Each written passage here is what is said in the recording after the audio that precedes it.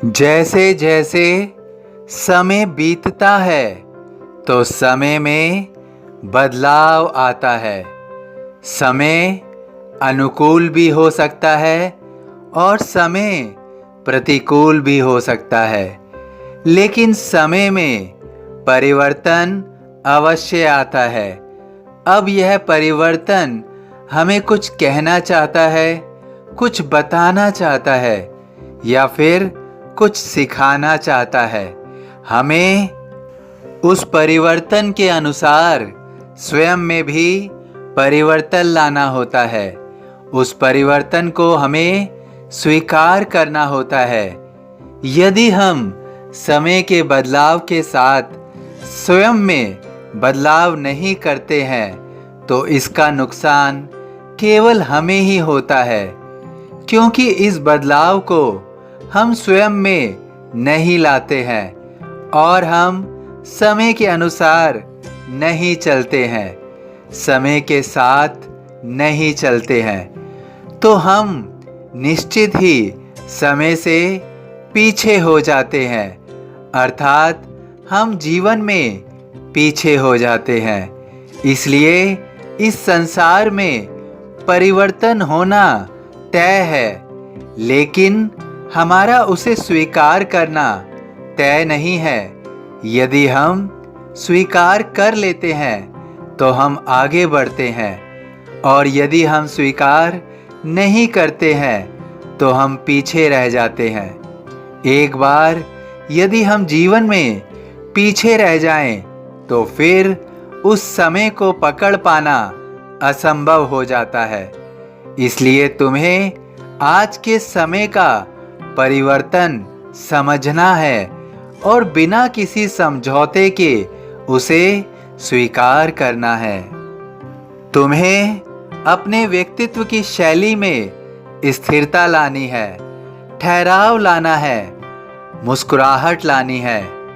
जब हम भगवान कृष्ण को देखते हैं तो वह सदैव मुस्कुराते हुए नजर आते हैं।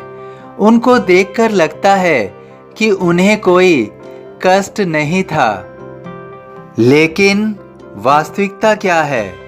उन्होंने अपने मनुष्य काल में केवल बिछड़ना देखा।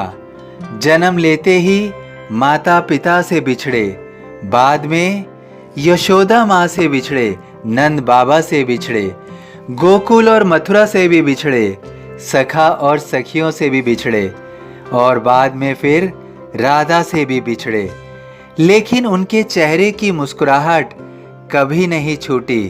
वह अपने जीवन में पूरे मुस्कुराहट के साथ ही जीवन को व्यतीत करते रहे।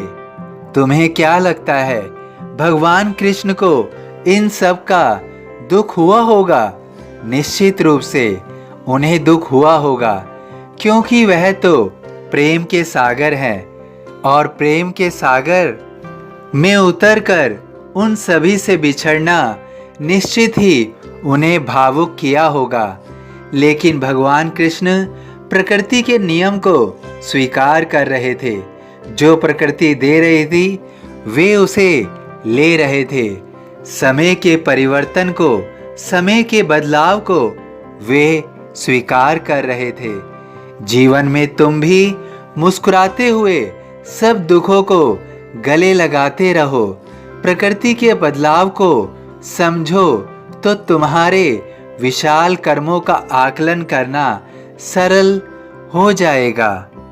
तुम स्वयं में हर परिस्थिति में सशक्त होगे, शक्तिशाली होगे, सक्षम होगे। तुम जीवन में किसी भी परिस्थिति से लड़ पाओगे। कोई भी परिस्थिति तुम्हें तोड़ नहीं पाएगी। तुम कभी भी किसी परिस्थिति में घबराओगे नहीं। तुम्हें केवल ईश्वर के दिखाए हुए मार्ग पर चलना है। अगर तुम ऐसा करते हो तो निश्चित रूप से तुम्हें सफलता मिलेगी। तुम उम्मीदों से भरे हुए होगे, आत्मविश्वासी होगे, तभी तुम मेरे बहुत प्रिय होगे, मेरे बहुत प्रिय होगे। जो शिरडी में आएगा आपद दूर भगाएगा, सभी साईं भक्तों से अनुरोध है कि कमेंट बॉक्स में ओम साईं राम या अपनी कोई प्रार्थना लिखिए। यदि वीडियो पसंद आया हो तो वीडियो को लाइक कीजिए, अन्य साईं भक्तों में शेयर कीजिए, इस चैनल को सब्सक्राइब कीजिए, बेल आइकॉन के बटन को पुश कीजिए। ओम साईं राम।